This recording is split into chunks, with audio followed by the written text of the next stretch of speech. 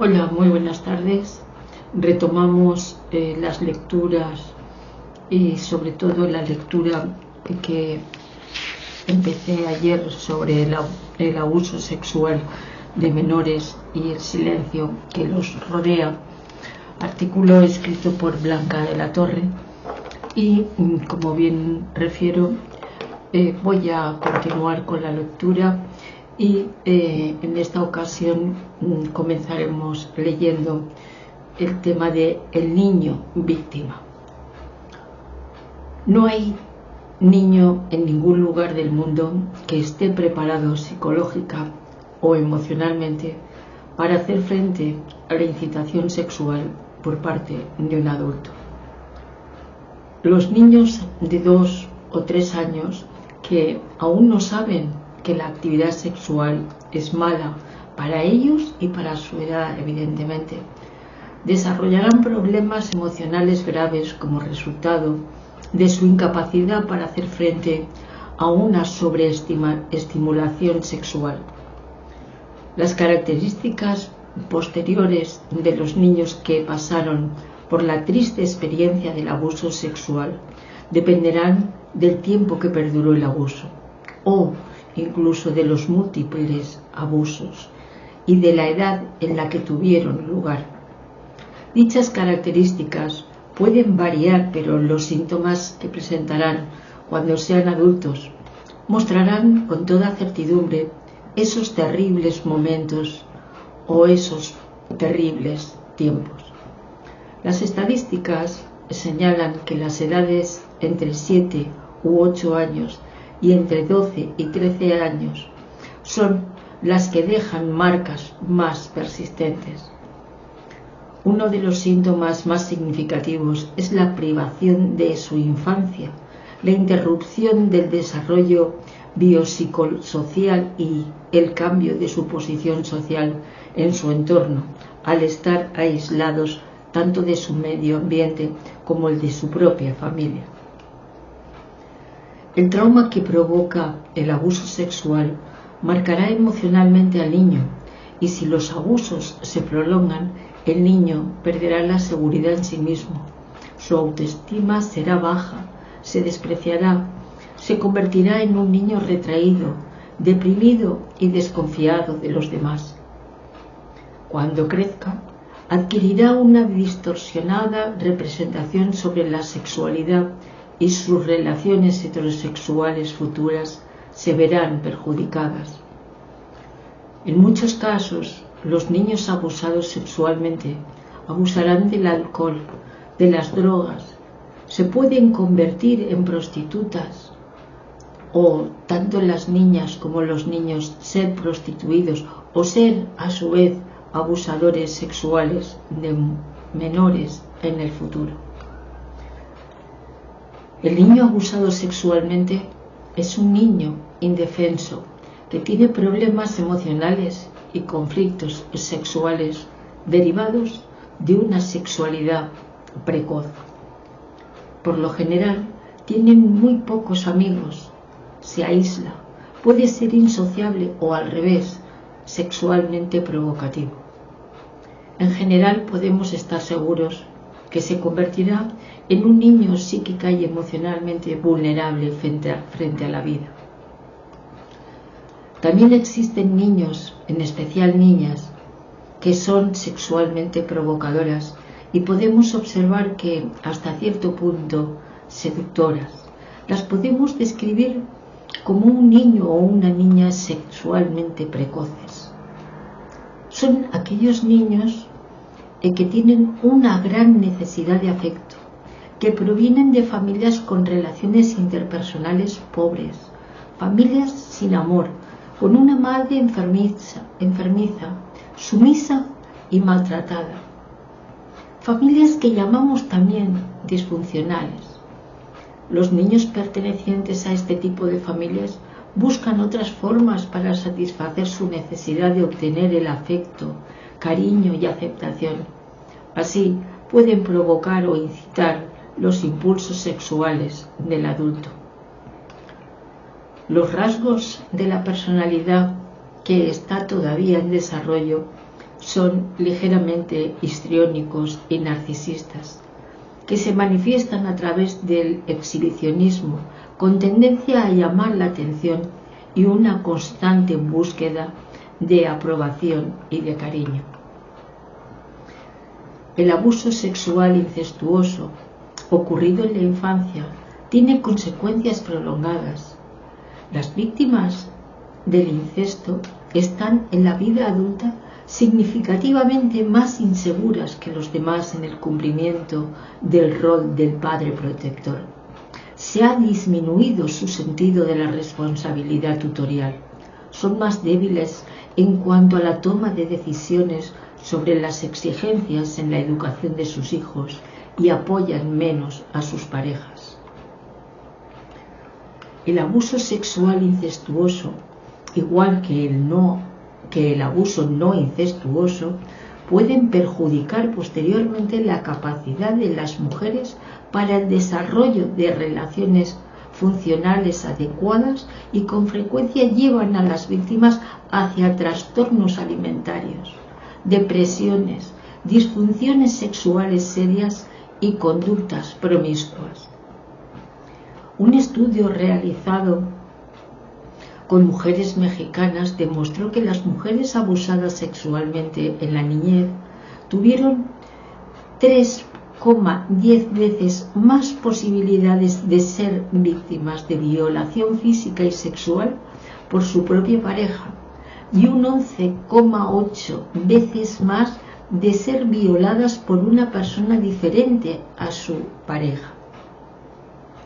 En general, los profesionales están convencidos de que los niños y adolescentes privados de amor, maltratados, descuidados educativamente o con retraso mental son en especial vulnerables a los abusos sexuales, aunque al tener más problemas para denunciarlos, deben estar sobrerepresentados en las tasas de incidencia. Sin embargo, cuando el abuso sexual ha ocurrido, el niño desarrolla una variedad de pensamientos e ideas angustiantes y un conjunto de síntomas que afectarán su desarrollo emocional posterior al abuso. Los signos y síntomas físicos, emocionales y psicológicos que podemos encontrar son los siguientes. Para poder ayudar a los niños que han sido víctimas de abuso sexual, debemos reconocer muy bien todas las manifestaciones en el comportamiento del menor, los síntomas manifiestos en la conducta, los síntomas psicológicos, emocionales y fisiológicos u otros, muchas veces encubiertos por otro tipo de problema o trastorno, como los trastornos alimenticios, los trastornos de ansiedad u otros. Un tratamiento efectivo invariablemente dependerá de un diagnóstico claro y preciso. Los niños y adolescentes víctimas de abuso sexual están expuestos en su desarrollo a un mayor riesgo que los niños que no tuvieron una experiencia traumática. Los primeros síntomas podemos observarlos en las relaciones conflictivas en el nivel interpersonal, como la agresión o el retraimiento social. De las manifestaciones psicológicas detectamos en primer lugar la ansiedad, el miedo, la depresión y tendencias suicidas, entre otros. El comportamiento del niño abusado sexualmente se manifiesta con distintos síntomas y en diferentes áreas.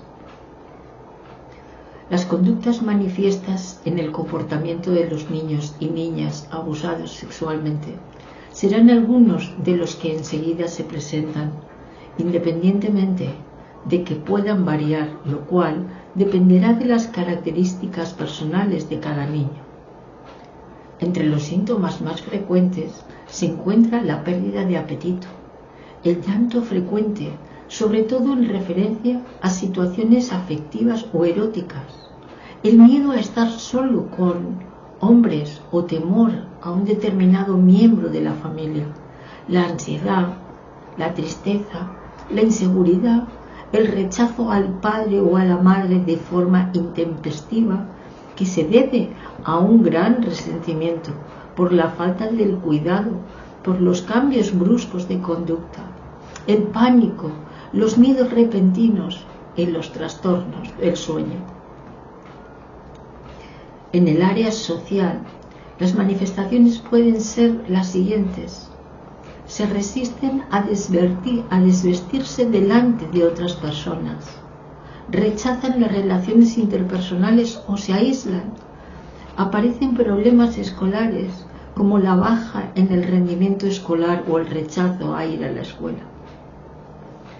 En los casos muy graves aparecen las fantasías o conductas regresivas como el chuparse el dedo, la enuresis nocturna o diurna, etc.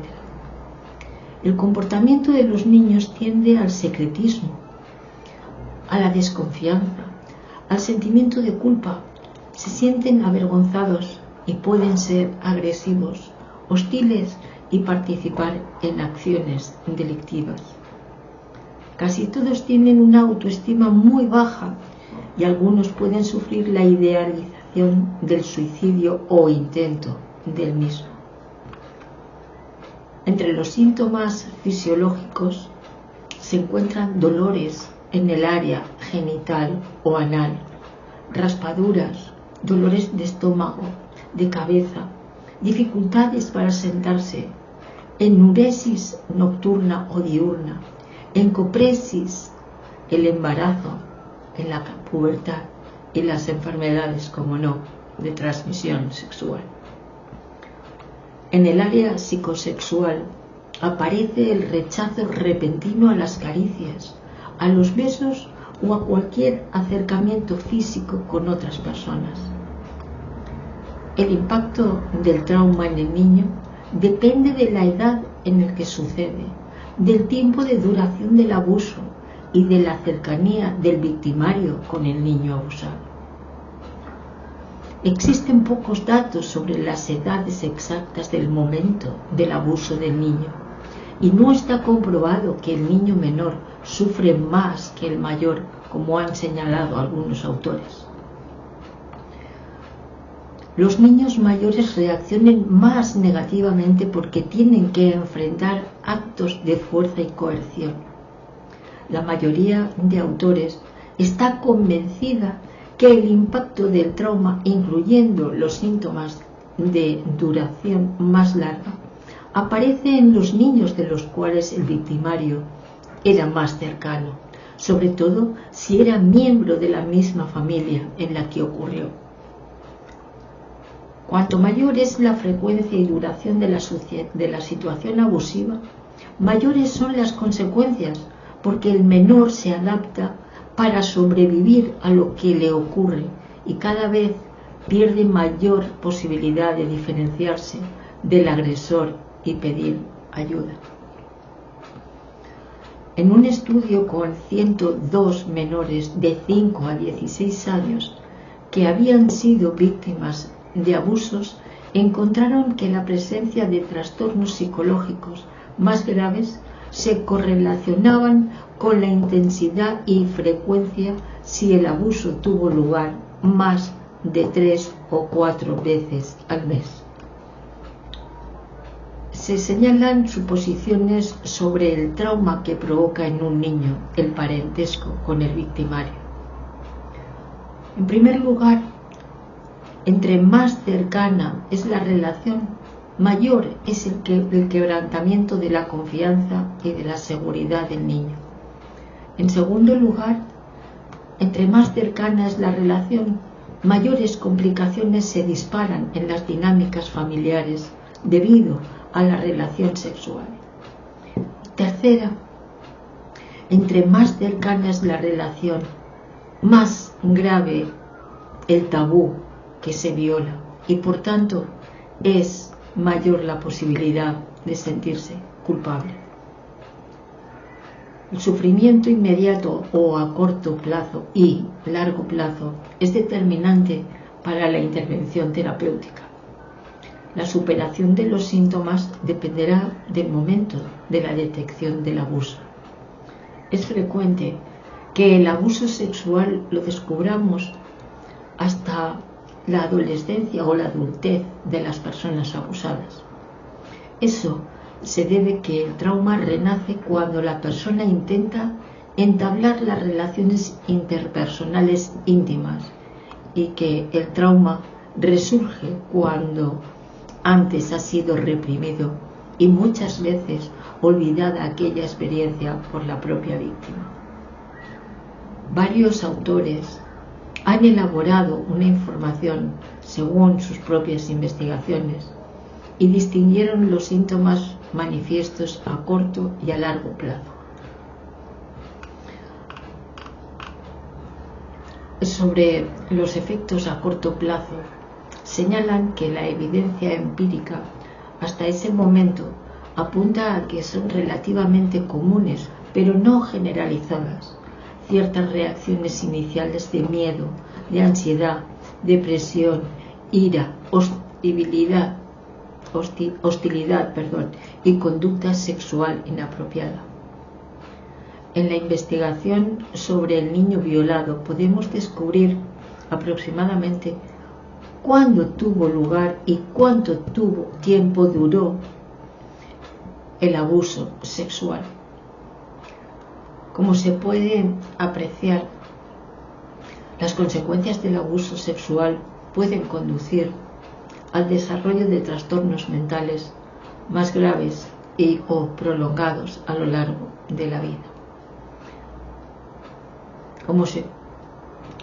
Entre los trastornos mentales clasificados en el Manual Diagnóstico y Estadístico de los Trastornos Mentales DSM-4, se menciona que las consecuencias más frecuentes son los trastornos de ansiedad, trastorno generalizado de la ansiedad, trastorno de pánico, estrés postraumático, fobias, especialmente fobia social, depresión y algún que otro trastorno de la personalidad.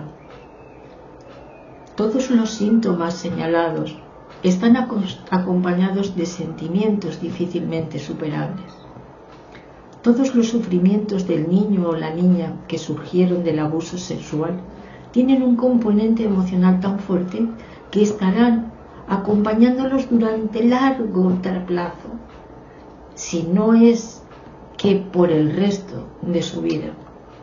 El niño sabe muy bien que lo que le ha sucedido está mal, que ha sido partícipe de algo indebido y malo.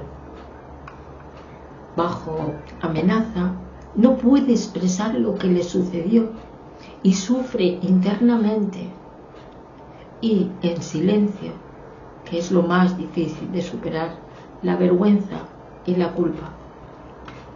La vergüenza que sienten los niños abusados les hace que sea muy difícil de denunciar el suceso. Ellos se preocupan de que los otros no les van a creer, se van a enfadar con ellos o que se dividirán su familia y perderán la seguridad que aún les queda. Debido a esas dificultades, las falsas acusaciones del abuso sexual no son comunes, por lo que si un niño confía en usted, debe tomarlo en serio. Independientemente de que el niño no quiera y pueda revelar el suceso, existen manifestaciones bastante claras para poder detectar a un niño que ha sido abusado sexualmente. Se elaboran la cadena de síntomas que nos puede señalar que la conducta del niño abusado ha cambiado repentinamente. Pueden haber cambios bruscos de conducta, miedo a estar solo, a los hombres o a un determinado miembro de la familia, el rechazo al padre o a la madre de una forma repentina, esas tendencias al secretismo, ese llanto frecuente inmotivado, además de tristes, resistencia a desnudarse y a bañarse, aislamiento y rechazo de las relaciones sociales, problemas escolares o rechazo en la escuela, sueños intranquilos y pesadillas, cambios en los hábitos de comida y pérdida del control de esfínteres. Esos son los indicadores comportamentales de tipo conductual.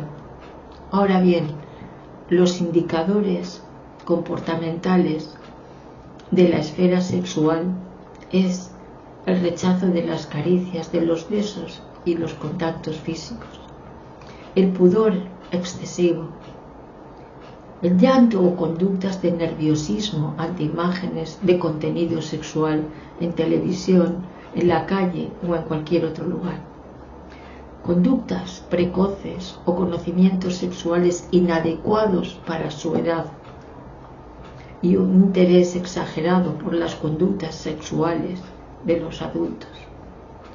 Y por último, agresiones sexuales a otros menores. En el nivel de razonamiento pueden justificarse que no son culpables por lo que les ha sucedido. Sin embargo, en el nivel emocional se desprecian, se sienten sucios, sin valor alguno, y todo esto acompañado de baja autoestima puede llevarlos posteriormente a una vida de autoodio, una vida sexualmente promiscua, a cambiar de pareja frecuentemente, al exceso en el uso de alcohol o drogas y sobre todo a la incapacidad de tener relaciones interpersonales e íntimas de calidad. Si los daños provocados por el abuso sexual son duraderos, hablamos de la revictimización que podemos ver en los siguientes casos. Ahora veremos casos, leeré casos clínicos de revictimización. El primer caso dice: la paciente de 35 años, madre de 3 hijos, visitó al psicólogo por problemas maritales consistentes en que el marido ha sido agresivo. Se burlaba de ella, la humillaba y le decía que era frígida. En la tercera sesión se analizaba la vida sexual de la pareja. La mujer declaró que nunca experimentó el orgasmo y que las relaciones sexuales no eran placenteras para ella. Al profundizar la entrevista, confesó que cuando tenía entre 7 y 9 años, su hermano mayor la obligaba a realizarle sexo oral. Nunca había confesado esta realidad a nadie.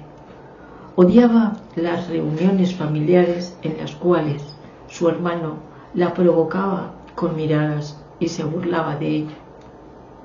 El origen de su aversión a las relaciones sexuales estaba en su infancia y perjudicó su vida sexual posteriormente hasta la adultez. El siguiente caso número 3, nos dice lo siguiente: la estudiante de 20 años de una universidad privada estudiaba en otra ciudad lejos de su ciudad de origen. Después de algún tiempo, los padres de ella son informados por la universidad que la hija no cumple con sus obligaciones escolares, que falta mucho y que probablemente será dada de baja. La madre emprendió un viaje para ver qué estaba pasando con su hija. Al llegar a su departamento, esperó largas horas y muy tarde, casi en la madrugada, llegó la hija, alcoholizada y en muy mal estado emocional. Al reclamarle su irresponsabilidad, el costo de la universidad y su comportamiento, la hija la miró y le gritó: «A ti no te violaron, no me interesa nada, ni mi propia vida». Después de la atención psicológica, se descubrió que cuando tenía 8 años, había sido abusada por 2 jóvenes misioneros de los Estados Unidos, quienes acompañaban grupos de niños a días de campo. Es la mayor importancia comunicar que muchas víctimas infantiles de traumas sexual han sido mal diagnosticadas como disfuncionales, histéricas, manipuladoras o simplemente como clientas malas o molestas. Es muy común que después del abuso sexual en la infancia, la víctima reprima los recuerdos del suceso traumático, trate de olvidar y por lo general guardar silencio. La época del desarrollo, que está enfocada más a lo educativo, permite resistir o sobrellevar el trauma. El despertar del dolor y el sufrimiento aparecen en la adolescencia, cuando entre los jóvenes empieza el interés heterosexual.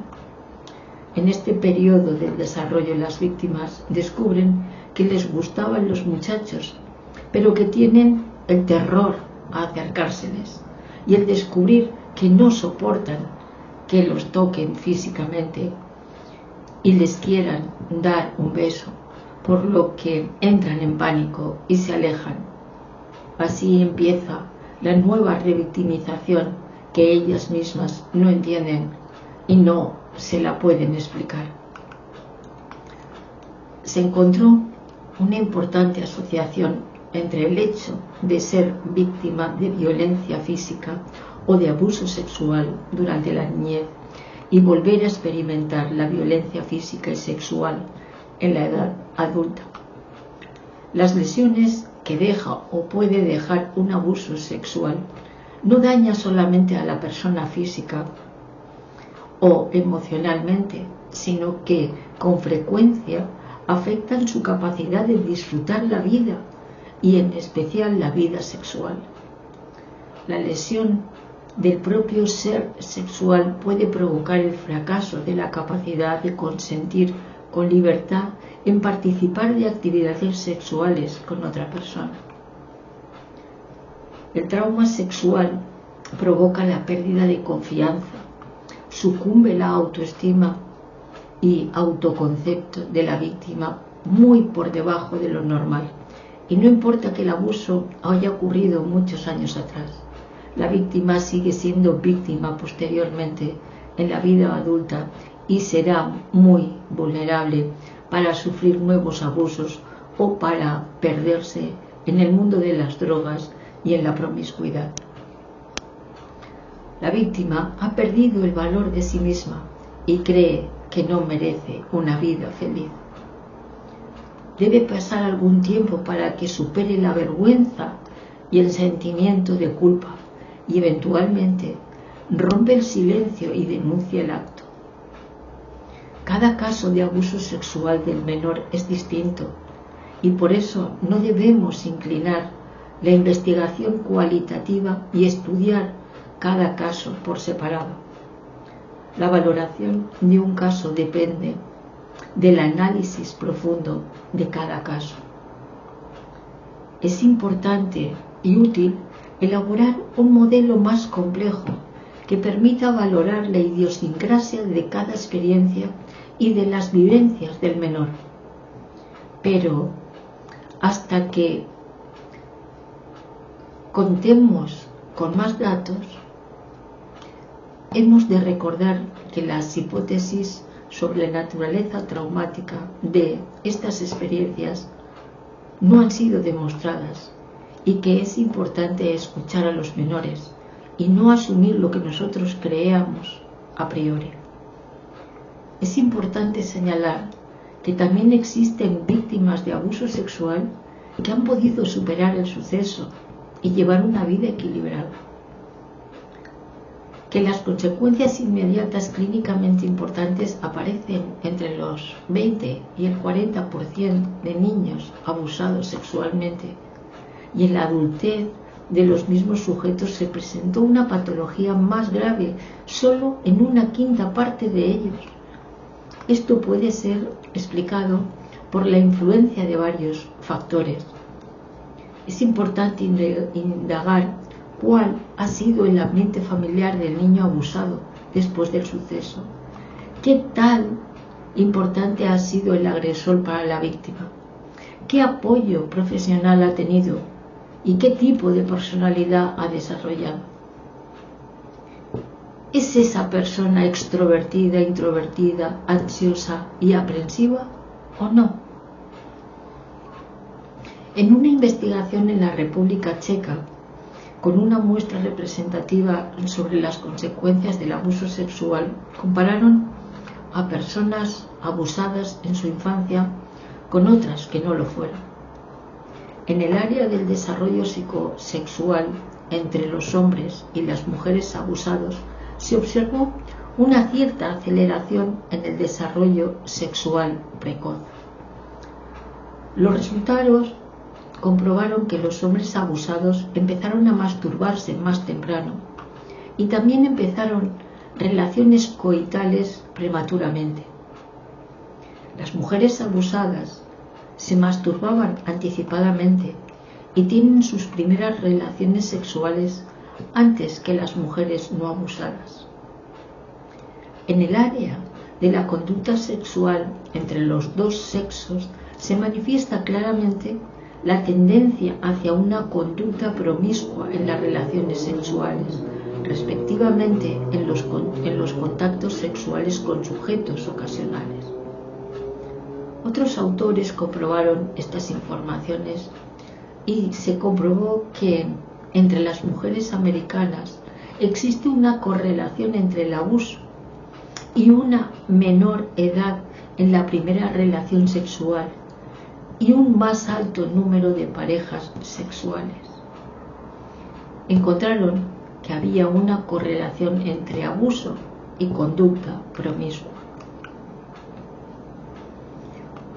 Las víctimas potenciales son los niños o niñas víctimas potenciales de abuso sexual y son aquellos que en una u otra forma han sido abandonados simbólicamente o realmente.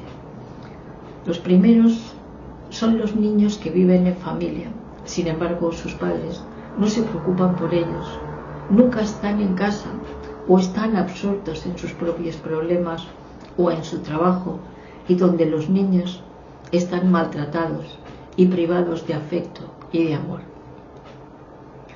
El otro grupo pertenece a los niños de la calle, miembros de pandillas, adictos al alcohol o a sustancias ilícitas, que abandonaron la escuela en edad temprana y sobre todo marginados por la sociedad.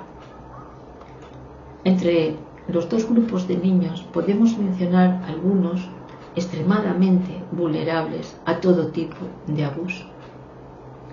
Los niños abandonados por sus padres, los huérfanos y aquellos que abandonaron su casa por el maltrato infligido por padres adictos, donde las niñas en muchas ocasiones debían cumplir el rol de madre y donde el padre o el hermano abusaban de ellas física o emocionalmente. También los niños que nunca han sido aceptados o amados por sus padres. Los niños de familias con violencia intrafamiliar, un padre violento contra la mujer, donde la madre sacrifica el bienestar de sus hijos y acepta el rol de la madre abnegada y permite la violencia contra todos los miembros de la familia, y por lo general ella misma proviene de una familia disfuncional donde el abuso y el maltrato han sido parte de su vida. Este tipo de mujeres buscan inconscientemente el hombre agresivo que continuará abusando de ellas. Las niñas de estas familias serán sumisas e inseguras y los hombres agresivos y maltratadores. Los niños que carecen de herramientas para protegerse, que tienen un despreciable concepto de sí mismos, una baja autoestima y que creen que no merecen una vida mejor, se sienten feos, poco atractivos para los demás, están aislados del mundo social, y todo esto los hace vulnerables porque fácilmente agradecen un falso cariño que les ofrece el agresor para seducirlos. Los niños en cuidado institucional temporal o de tiempo completo que carecen de amor y estima de los demás y donde se cubren solamente sus necesidades vitales, como es la comida, la vestimenta y un techo sobre su cabeza. La falta de atención emocional y psicológica es el factor de riesgo para estos niños. Los niños que sufren retraso mental o otra discapacidad son muy fácilmente manipulables por no tener la capacidad para prevenir ni tener las herramientas suficientes para afrontar los factores de riesgo o simplemente no tienen las condiciones físicas para hacerlo. Los niños sin arraigo en su comunidad, rechazados por el grupo de iguales y en cierta manera marginados, lo que dificulta su adaptación. Se trata de niños cuyos padres se cambian frecuentemente por cuestiones de trabajo, o los hijos de inmigrantes, los que sufren el rechazo racista o por el hecho de ser pobres. Los niños de todas las familias y clases sociales donde aparece alguna forma de privación mencionada anteriormente, propician un factor de riesgo para el abuso sexual.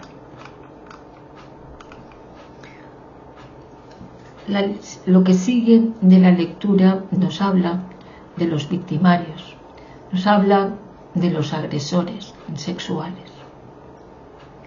El agresor no siempre es la persona que nos imaginamos, un depredador y un delincuente, como si fuese fácilmente cognoscible por su físico o su comportamiento. Es importante subrayar que, con frecuencia, se trata de una persona sexualmente madura, que sabe discernir y tiene la capacidad de comprender que su conducta de abusador sexual está contra la ley y contra los derechos de los niños. Aparentemente, está integrado a una vida matrimonial y social bastante aceptable, lo que significa que los acosos sexuales forman parte de una construcción voluntaria y consciente, conforme a una lógica de referencia explícita o implícita. Los eventuales conflictos emocionales, los traumas y experiencias vividas en la infancia del que ahora es agresor, podemos descubrirlos solo trabajando con ellos. Los mejores estudios señalan que los abusadores sexuales han tenido una vida complicada y que a la par de sus propias víctimas tienen una gran necesidad de intervención terapéutica. Hubieron unos autores que elaboraron el perfil del abusador y establecieron dos tipos con sus características propias. En el primer grupo se encuentran los que son reservados, inofensivos, suaves, poco viriles o expansivos, no intrusivos y muestran una actitud de repliegue social. Pueden ser aparentemente moralistas y religiosos o pudorosos. Las características que presentan en la relación con su víctima son de ternura y de simpatía, de protección y de gentileza. Por lo general, obtienen la confianza de los familiares e incluso del propio niño. Este tipo de abusador hace coalición con el niño y así lo separa de las redes sociales. El segundo grupo pertenece a personas violentas, agresivas y dominantes. Los abusadores desprecian la sociedad, quieren controlar, someter a los otros, son déspotas y tiranos. La violencia puede ser verbal o física y por lo general humillan a su víctima. En el ámbito clínico se pueden clasificar como psicópatas. Este tipo de abusador no tiene escrúpulos, simultáneamente puede tener distintas relaciones sexuales paralelas e introduce a sus víctimas en la prostitución, en las drogas o en la trata de personas. Como ya se señaló, la violencia se origina en el núcleo familiar. Los victimarios y los violadores están, por lo general, muy cerca del niño. El victimario tiene un cierto dominio de estrategias inimaginables porque las ha meditado poco a poco. La fuerza física no es necesaria porque el victimario tiene un dominio sobre su presa, más bien emocional.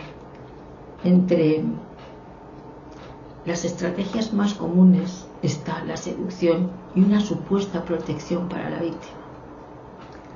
La mayoría de los victimarios son conocidos del niño. El victimario por lo general es hombre, en muchos casos amigo del niño o de la niña. Es obvio que siempre es el agraviador quien es culpable y no importa lo que el menor haga o diga. Los abusadores tienden a defenderse y llegan hasta a afirmar que ha sido el niño quien los sedujo, lo cual es una evidente hipocresía, puesto que es el victimario el que tiene un dominio total sobre su víctima, además de tenerla amenazada. La gran mayoría de los victimarios carecieron de afecto y de contacto físico y sano por parte de sus progenitores. Muchos de ellos han sido maltratados y también abusados sexualmente en su propia infancia. La desdicha de su propia vida no les permitió un desarrollo adecuado de la personalidad. Los abusadores sexuales son frecuentemente personas inmaduras, incapaces de desarrollar relaciones interpersonales e íntimas con el sexo opuesto, y tampoco llegan a establecer relaciones sociales sanas. Tienen muy baja autoestima. No les incita a la búsqueda de relaciones con menores para poder sentir un total dominio de autoridad sobre alguien, que en este sentido siempre es su víctima. Los victimarios provienen habitualmente de familias disfuncionales, donde existe un cierto grado de violencia intrafamiliar, abuso del alcohol o de las drogas. Muchas veces, desde la pequeña infancia, vivieron solo con un tutor, ya sea porque el padre abandonó el hogar o también, en algunas ocasiones, lo hizo la misma madre. Por último, en los modelos explicativos centrados en criterios contextuales, se argumenta que el abusador sexual es una persona introvertida, solitaria y que resiente la falta de apoyo social. Hay un autor que señala que estos estilos básicos de la personalidad de los agresores sexuales es muy compleja y que los patrones de conducta están profundamente arraigados, que en parte son inconscientes y muy difíciles de cambiar. Es importante señalar que los conceptos, estilos y estructuras son muy distintos. El estilo significa la manera funcional con que el sujeto se relaciona con el mundo interior y exterior. La estructura representa los estereotipos intensamente arraigados, poco flexibles, las actitudes y los recuerdos de temores y miedos que interiorizó en su infancia. Estas experiencias del pasado impactan las experiencias siguientes de acuerdo con las expectativas e inclinaciones preformadas. Es preciso advertir, sin embargo, que no todos los delincuentes sexuales presentan patologías graves. En la clasificación según el DSM-4, Manual Diagnóstico y Estadístico de los Trastornos Mentales, se podrían clasificar como trastornos de la personalidad dependiente, compulsivos, antisociales y limítrofes. Este tipo de patología pertenece más a los violadores adultos. Tratándose de violadores de menores, las características de la personalidad son más suaves, con manifestaciones de ser dependientes, fóbicos y compulsivos. El profundo conocimiento de la personalidad del victimario facilitará la elaboración de programas preventivos, tanto para las víctimas como para los agresores. El comportamiento inconfundible del victimario es la tendencia a la dominación, y la poca flexibilidad tiende a exigir la disciplina, y son rígidos. Son muy obvios los celos que tienen hacia la víctima. La pueden espiar y controlar, y tratan de aislarla socialmente. Tratan a la víctima como si fuera de su propiedad. Todos los patrones comportamentales patológicos, independientemente de la gravedad que presenten, suponen características de funcionamiento profundamente arraigadas, que son producto de la interacción de las influencias constitucionales y de la experiencia. Para los profesionales que trabajan con las víctimas de abuso sexual, es de gran importancia conocer y comprender el comportamiento de los agresores sexuales, para así poder trabajar mejor con las víctimas, sus familias o con tutores de las víctimas. El conocimiento de los frecuentes patrones de conducta del agresor nos permite comprender su pensamiento, sus emociones y, sobre todo, los motivos de su comportamiento sexual. El victimario sexual es una persona con alguna psicopatología que puede ser ligera o grave, pero que implica una distorsión cognitiva acerca de sí mismo y de su inapropiada sexualidad.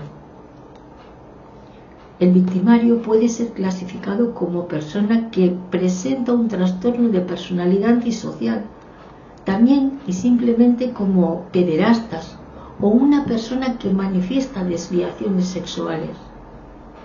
Hay que subrayar que la mayoría de los agresores sexuales no sufren trastornos tan graves como lo son la psicosis o los retrasos mentales. Muchos de ellos aparentan una completa normalidad ante la gente que los rodea, independientemente de que puedan sufrir distintos trastornos emocionales. Los violadores sexuales no sienten ni comprenden el dolor de sus víctimas. No tienen remordimientos de conciencia, ni se arrepienten del hecho. Son insensibles, fríos y, a menudo, creen firmemente que las personas merecen ser castigadas. La inmadurez psicosexual no les permite entablar una relación madura con sus pares y buscan en su imaginación una satisfacción sexual con sus víctimas, además de que la humillación y el dolor de las víctimas les provoca la satisfacción y el sentimiento de poder que tienen sobre ella, lo que les permite compensar su propia inadecuación sexual. Los victimarios se pueden sentir con muchísima frecuencia tristes, deprimidos y solos. Si nos preguntamos por qué existen violadores sexuales o quienes maltratan a los niños, debemos regresar en el tiempo y analizar el desarrollo de su personalidad. El desarrollo del futuro agresor sexual tuvo sus raíces en el núcleo familiar. La casa debería ser el terreno de cultivo de lo más generoso para el ser humano, el territorio del amor, de la seguridad y de la protección contra las agresiones del mundo exterior. También debería ser el lugar donde se adquieren los valores éticos y la capacidad de convivir y desarrollar relaciones interpersonales de calidad para el futuro.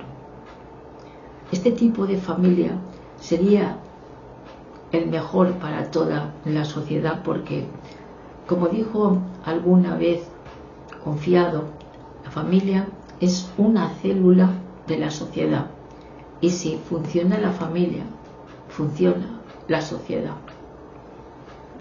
familia es la cuna de nuestra cultura, de la adquisición de valores, de la moral y definitivamente influye en nuestro rol posterior en la sociedad.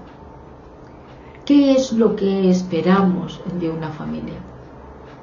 Principalmente amor, seguridad, relaciones interpersonales sin conflictos graves, aprendizaje por medio de modelos, que casi siempre son los padres, formas de transmisión de valores ejercidos por los adultos y por personas que son y serán siempre significativas en nuestra vida. La agresión, la hostilidad y el desprecio al otro se aprenden desde la temprana edad del niño y se cultiva durante toda la infancia al interior de una familia, al interior de la cual existe la violencia intrafamiliar. Los rasgos de la personalidad adquiridos a lo largo de las etapas del desarrollo serán patrones para que se establezcan tendencias del pensamiento y formas de reaccionar que permanecerán relativamente constantes y estables a lo largo de la vida. La crueldad y la destructividad son exclusivas de la especie humana. No están programadas genéticamente ni son biológicamente adaptadas. La agresión y la violencia son aprendidas. El problema consiste en que no todas las familias son funcionales. Un enorme número de familias son disfuncionales, las cuales se convierten en el escenario donde más vivamente se manifiestan las hostilidades, las rivalidades y los más amargos conflictos entre hombres y mujeres y entre adultos y pequeños. Las permanentes agresiones, la violencia intrafamiliar y el maltrato infantil prolongados convierten a los niños en víctimas y prisioneros de un cautiverio del que no pueden escapar. La violencia y el maltrato contra los niños es, en muchos casos, un acontecimiento que permanecerá escondido para todo el mundo exterior y se convertirá en tabú por mucho tiempo. En psicología es bien acreditado que el medio ambiente determina el carácter de la persona. Si el niño vive en un ambiente violento, es innegable que será una persona violenta, y si una niña es sometida a malos tratos, puede esperarse que en el futuro ella sea la víctima. La violencia intrafamiliar, por lo tanto, se convierte, o puede hacerlo, en un círculo generacional que se prolongará creando nuevos círculos. La experiencia que más nos predispone a recurrir a la fuerza despiadada para aliviar nuestras frustraciones es haber sido objeto o testigo de actos de agresión maligna repetidamente durante la niñez por parte de los progenitores. Existen numerosas investigaciones que han demostrado que niños que crecieron en un ambiente lleno de abusos, humillaciones y agresiones tienden a convertirse en personas insensibles, frías, crueles y patológicamente agresivas. Algunos estudios han señalado que la deprivación materna o abandono simbólico o real marca la personalidad de los niños para siempre.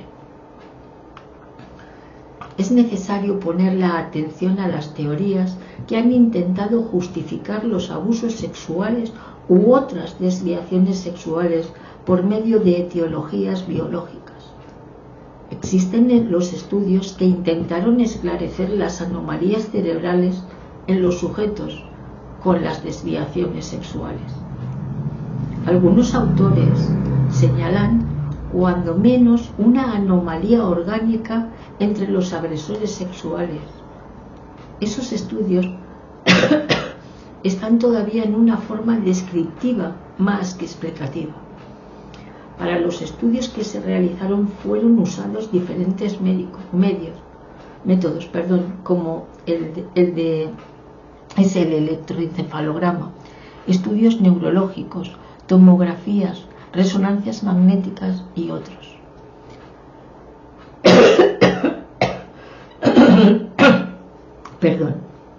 Estudiaron a 96 pedófilos con electroencefalogramas y a 46 sujetos de control. Entre los pacientes pedófilos se presentaron algunos datos específicos como una elevada delta frontal, elevada actividad de eta y alfa e inhibida coherencia entre los dos hemisferios.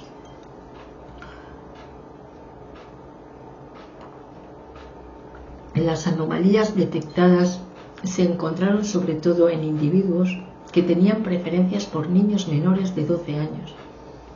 Según los resultados de estos autores, los pedófilos demuestran una cierta inestabilidad neuropsicológica del hemisferio dominante y una desregularización entre los hemisferios. Por su parte, ofrece un panorama de teorías sobre la relación entre el cerebro y las anomalías sexuales.